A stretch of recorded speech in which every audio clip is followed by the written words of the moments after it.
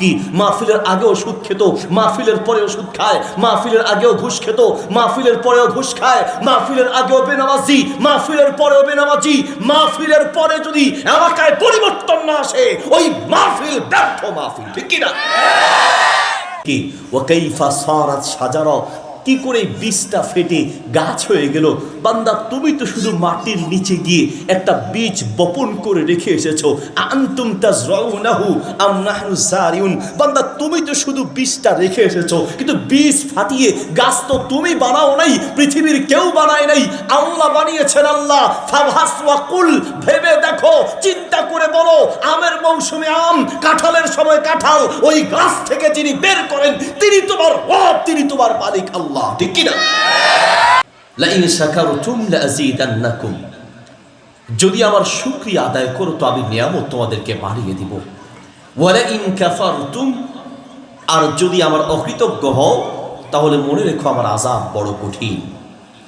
এই আয়াতে আল্লাহ সুবহানাহু ওয়া তাআলা মূলত আমাদেরকে শুকরিয়া আদায় করার প্রতি নির্দেশ দিয়েছেন। এই পৃথিবীর বুকে ডানে বামে তাকায় দেখেন, সবচেয়ে বেশি সংখ্যা হচ্ছে নিমক হারামের সংখ্যা। মানুষ খুঁজে পাবেন না, নিমক হারামের দল, নাফরমানের দল। আল্লাহ বলেন ইন্নাল ইনসানা লিরাব্বিহি লাকানুদ, পৃথিবীতে মানুষের চেয়ে নাফরমান কোন জাতি পৃথিবীতে আরেকটা নাই, ঠিক কিনা? এই পৃথিবীতে মানুষের চেয়ে নিমক হারাম, মানুষের চেয়ে নাফরমান, মানুষের চেয়ে অকৃতজ্ঞ, মানুষের চেয়ে বেঈমান কোন জাতি পৃথিবীতে আরেকটা নাই। আমি বলি নাই, কে বলেছে? আল্লাহ সুবহানাহু ওয়া তাআলা বলেছেন। কেন বলেছেন? এর কারণ হলো আমাদের উপরে আল্লাহ তাআলার যেই পরিমাণ দয়া আছে, যেই পরিমাণ নিয়ামত আছে, যেই পরিমাণ অনুগ্রহ আছে, যদি কোনো মানুষ বুঝতো আল্লাহর কসম এক ওয়াক্ত নামাজ সে ছাড়তে পারত না।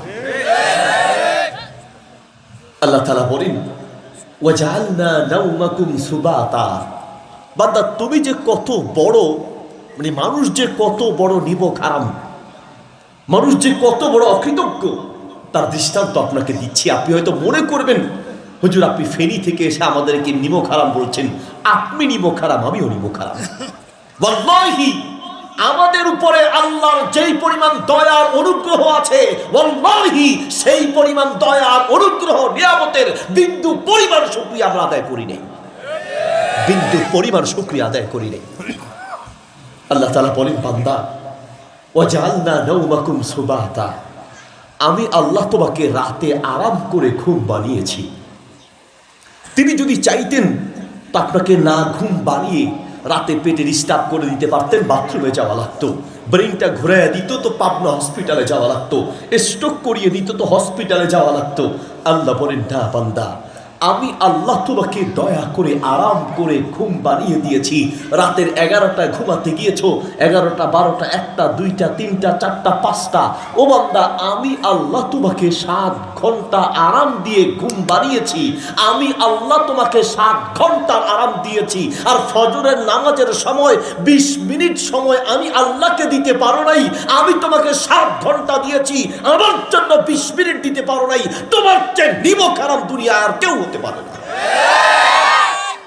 তোমার চেয়ে নাফরমান পৃথিবীতে আর কেউ হতে পারে না। কথাগুলো দিল দিয়ে বুঝতে হবে। কানের মজার জন্য ওয়াজ বহু শুনেছেন। ওয়াল্লাহি আমি বোধহয় এই চাঁপাইনবাবগঞ্জে 4 থেকে 5 বছর পরে এসেছি। 4-5 বছর আগে আপনারা অনেকে হয়তো জানেন অনেক প্রোগ্রাম করেছি। আশা কেন বন্ধু করেছি মাইন্ড করবে না, রাগ করবে না, বোঝার জন্য বলছি। এর বড় একটা কারণ আমি দেখেছি যে আপনাদের বেশিরভাগ মানুষ কানের মজা নিতে অভ্যস্ত। ওয়াজ শুনে তো কানের মজা যতক্ষণ লাগে ততক্ষণ ঠিক আছে। কানের মজার জন্য ওয়াজ তো বছরের পর বছর শুনেছেন। 10 বছর ধরে মাহফিল চলে, 10 বছর আগেও যে অবস্থা 10 বছর পরেও সেই অবস্থা। ও মিয়া সাহেব ভালো করে বুঝুন, মাহফিলের আগেও যে অবস্থা মাহফিলের পরেও যদি সেই অবস্থা হয় তো সেই মাহফিলের লাভ কি? মাহফিলের আগেও সুদ খেত, মাহফিলের পরেও সুদ খায়, মাহফিলের আগেও ঘুষ খেত, মাহফিলের পরেও ঘুষ খায়, মাহফিলের আগেও বেনামাজি, মাহফিলের পরেও বেনামাজি। মাহফিলের পরে যদি এলাকায় পরিবর্তন না আসে ওই মাহফিল ব্যর্থ ব্যর্থ মাহফিল, ঠিক কিনা? একটা পরিবর্তন লাগবে, একটা চেঞ্জ লাগবে, নিজের মানসিকতা একটা পরিবর্তন আনতে হবে। দোস্ত, আমাদের জীবনের সবচেয়ে বড় সমস্যা হচ্ছে এদিকে, আমাদের জীবনের সবচেয়ে বড় সমস্যা হচ্ছে অকৃতজ্ঞতা। আপনি আপনার আল্লাহকে চিনতে পারেন নাই। একজন আরব্য কবি বলেন, তুমি তোমার মালিককে এখনো চিনো নাই। উনজুর লিতিলকা শাজারাতি রাতিল গুসুনিন নাদিরা কাইফা নামাত মিন হাববাতিন ওয়া কাইফা সারাত শাজারা ফাবহাস ওয়া কুল মান যাল্লাযী ইখরিজু মিনহা সামারা। বান্দা, তুমি এখনো তোমার মালিককে চিনো নাই, তো তাকাও সেই গাছটার দিকে, একটা গাছের দিকে তাকাও।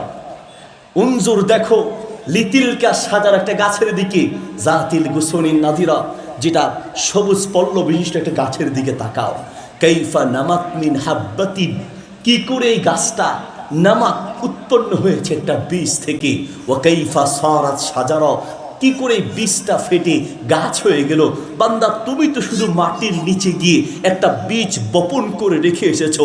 আনতুম তাজরাউনাহু আম নাহনু যারিউন, বান্দা তুমি তো শুধু বীজটা রেখে এসেছো, কিন্তু বীজ ফাটিয়ে গাছ তো তুমি বানাও নাই, পৃথিবীর কেউ বানায় নাই, আল্লাহ বানিয়েছেন। আল্লাহ ফাবহাস ওয়া কুল, ভেবে দেখো, চিন্তা করে বলো, আমের মৌসুমে আম, কাঁঠালের সময় কাঁঠাল, ওই গাছ থেকে যিনি বের করেন তিনি তোমার রব, তিনি তোমার মালিক আল্লাহ, ঠিক কিনা? তিনি তোমার মালিক, তিনি তোমার রব, তিনি তোমার স্রষ্টা। তুমি সেই আল্লাহকে চিনতে পারো নাই। আল্লাহ তাআলা বলেন, ইয়া আইয়ুহাল ইনসান মা গাররাকা বিরাব্বিকাল কারীম। ও বান্দা, আমি দয়াময় আল্লাহর ব্যাপারে কোন জিনিস তোমাকে ধোঁকায় ফেলে দিয়েছে? বড় কোন জিনিস? আপনারা জানেন, ইন্টারনেটে হয়তো দেখেছেন, আবার আলহামদুলিল্লাহ 4টা মাদ্রাসা আছে, নতুন করে একটা ইসলামিক স্কুল করেছি। আমার একটা মাদ্রাসা আছে আধুনিক মানের, যে প্রতিষ্ঠান থেকে আমরা দেশের বাহিরে স্টুডেন্ট পাঠাই, কাতার, তুরস্ক, মিশর, মালয়েশিয়া, সৌদি আরব, বিভিন্ন রাষ্ট্রে। আমার এই মাদ্রাসা আনন্দ দেওয়ার জন্য বাচ্চাদেরকে একটা বিদেশি বিড়াল রেখেছে, ইন্দোনেশিয়ান বিড়াল, ইন্দোনেশিয়ান। তো বিড়ালটাকে অফিসে রেখেছি কেন? বাচ্চাদেরকে আনন্দ দেওয়ার জন্য। বিড়াল শর্ত সাপেক্ষে পালা জায়েজ আছে, তবে বিড়ালের পরিচর্যা করতে হবে। বিড়াল শর্ত সাপেক্ষে লালন পালন করা জায়েজ আছে। আবু হুরায়রা রাদিয়াল্লাহু তাআলা আনহুর নাম হচ্ছে আব্দুল্লাহ, আব্দুর রহমান, তাকে ডাকা হয় আবু হুরায়রা। মানে কি? আরে না, বিড়াল কি সে বিয়ে করছে যে বিড়াল জন্ম দিয়েছে? বাপ কেমনে হয়েছে? বিড়ালের বাবা নয়, এটা ভুল তর্জমা। আমাদের দেশের মাদ্রাসার অনেক ছাত্র শিক্ষক অনেকে মনে করেন আবু হুরায়রা মানে বিড়ালের বাপ। বিড়ালের বাপ না। আবু শব্দটি দুটি অর্থে ব্যবহৃত হয়। এক অর্থ হচ্ছে বাপ অর্থে, আর এক অর্থ হচ্ছে মালিক, জু অর্থে। জু মানে বাদাম নিয়ে ঘুরলে বাদামওয়ালা, রিক্সা নিয়ে ঘুরলে রিক্সাওয়ালা। হ্যাঁ, এইভাবে মানে ওই যে ওয়ালা বুঝাই না আমরা, রিক্সাওয়ালা, বাদামওয়ালা, বুটওয়ালা, এইরকম। তো আবু হুরায়রা মানে বিড়াল নিয়ে সে খেলতেন, বিড়ালকে পছন্দ করতেন, কোনো কোনো সাহাবী বিড়ালকে পছন্দ করতেন। তো আমি বলতে চাচ্ছিলাম যে সেই বিড়ালটা অফিসে রাখা অবস্থায় অনেকে এসে আদর করতেন। আমি কি একটু যদি আদর করতাম, তা আমার কাঁধে উঠে যেত, কোলে বসে যেত, আমি বের হলে আমার পিছনে পিছনে চলে যেত। আপনি একটা বিড়াল পাললে, একটু আদর করলে সে আপনার পিছে ঘুরঘুর করে। একটা পাখি যদি আপনি পালেন, সেই পাখি আপনার পিছনে চলে। একটা গরু আপনি পাললে, একটা ছাগল সে তার মালিক চিনে, একটা গরু মালিক চিনে, একটা ছাগল মালিক চিনে, একটা বিড়াল মালিক চিনে, একটা প্রাণী পশু পাখি মালিক চিনে। আর আপনি মানুষ হয়ে আপনার রব মালিক আল্লাহকে চিনেন নাই। আপনার চেয়ে নিমক হারাম কেউ হতে পারে না, ঠিক কিনা? আপনি এখন আপনার মালিককে চিনেন নাই। রাতে বাড়িতে গিয়ে নিজের ছেলেটার খোঁজ নিলেন, নিজের মেয়েটার খোঁজ নিলেন। রাতে বাসায় ঘুমাতে গিয়ে মা বাবা বিবির খোঁজ নিলেন।